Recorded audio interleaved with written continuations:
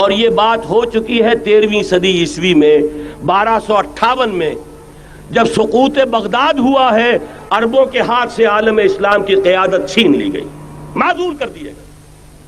اس کے بعد قیادت کن کے ہاتھوں میں آئی؟ ترکوں کے ہاتھ میں، ترکان تیموری ہندوستان میں، ترکان صفوی ایران میں، ترکان سلجوقی مڈل ایسٹ میں، اور ترکان عثمانی کا تو کہنا ہی کیا ہے، وہ ایشیا مائنر سے چل کر آپ کو معلوم ہے کہ مشرقی یورپ کا کتنا بڑا علاقہ، دی گریٹ آٹومان امپائر اس صدی کے آغاز تک قائم تھی۔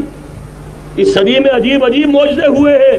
گریٹ آٹومان امپائر جو 3 بر اعظموں پر محیط، نام و نشان ختم۔ The great U S S R, نام و نشان ختم۔ اب تو روس صاحب ایک ملک کی حیثیت سے رہ گئے۔ یہ اس صدی میں دو اور وقت نہیں ہے میں اور آپ کو کیا بتاؤں، اس صدی میں تو بڑے بڑے عجیب عجوبے ہوئے ہیں، بڑی بڑی 2 عظیم جنگیں ہو چکی ہیں، تیسری جو ہے سر پر کھڑی ہے، دور نہیں ہے، جس کو حدیث میں کہا گیا ہے الملحمۃ العظمیٰ، تاریخ انسانی کی عظیم ترین جنگ، اور وہی صلیبی جنگ جس کا آغاز بوسنیا سے ہو چکا ہے۔ بہرحال اس وقت جو میں کہہ رہا تھا، ورنہ میرے پاس تو یعنی یہ کہ درد دل کہنے کے لیے وقت نہیں ہے، مجھے اپنی بات کو محدود کرنا پڑ رہا ہے، لیکن میں اب آ رہا ہوں اصل موضوع کی طرف کہ ایک امکان تو یہ ہے کہ اس بلاک میں اسلام کا احیاء ہو، اور اس کے لیے کچھ نویدیں بھی موجود ہیں احادیث نبویہ میں۔ وہ تو آپ نے سنا ہوگا اقبال کا شعر، میرے عرب کو آئی ٹھنڈی ہوا جہاں سے، میرا وطن وہی ہے، میرا وطن وہی ہے۔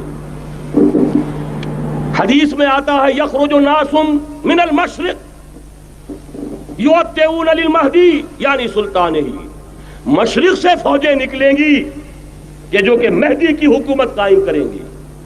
یہ مہدی اہل تشیع کے مہدی اور ہیں، ہمارے مہدی اور ہیں۔ اہل تشیع کے عقیدے کے مطابق ان کے 12ویں امام جو روپوش ہو گئے تھے وہ امام مہدی ہے، وہ ظاہر ہو جائیں گے، ابھی امام غائب ہیں، پھر وہ ظاہر ہو جائیں گے۔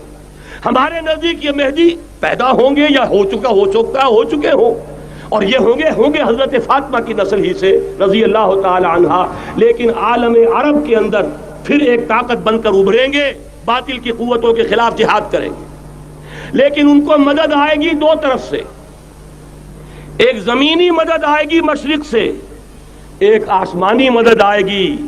عیسیٰ ابن مریم کا نزول، حضرت مسیح علیہ الصلوۃ والسلام جو زندہ آسمان پر اٹھائے گئے تھے نازل ہوں گے، اور در حقیقت ان 2 مددوں کے نتیجے میں پھر یہود کا قلع قمع ہوگا، اور یہی گریٹر اسرائیل ان کا گریٹر گریو یارڈ بن کر رہے گا، عظیم تر قبرستان بن کر رہے گا۔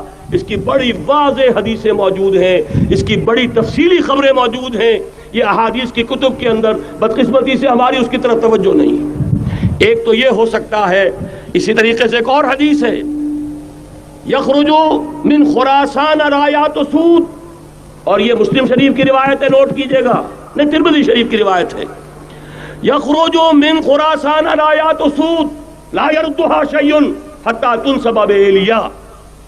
اور خراسان حضور کے زمانے میں آج کے افغانستان کا نام تھا۔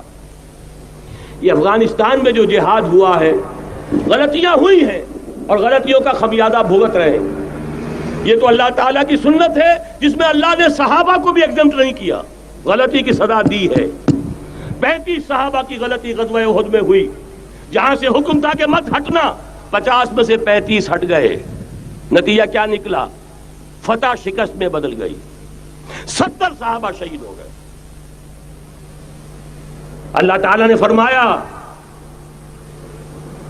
وَلَقَدْ صَدَقَكُمُ اللَّهُ وَعْدَهُ إِذْ تَحُسُّونَهُم بِإِذْنِهِ حَتَّىٰ إِذَا فَشِلْتُمْ وَتَنَازَعْتُمْ فِي الْأَمْرِ وَعَصَيْتُم مِّن بَعْدِ مَا أَرَاكُم مَّا تُحِبُّونَ۔ مسلمانوں ہم سے گلہ نہیں کر سکتے، ہم نے اپنا وعدہ سچا کر دکھا دیا تھا، جبکہ تم انہیں گاجر مولی کی طرح کاٹ رہے تھے، لیکن جب تم ڈھیلے پڑ گئے، تم نے ڈسپلن کو توڑا، تم نے اختلاف کیا، تو سزا دی ہم نے۔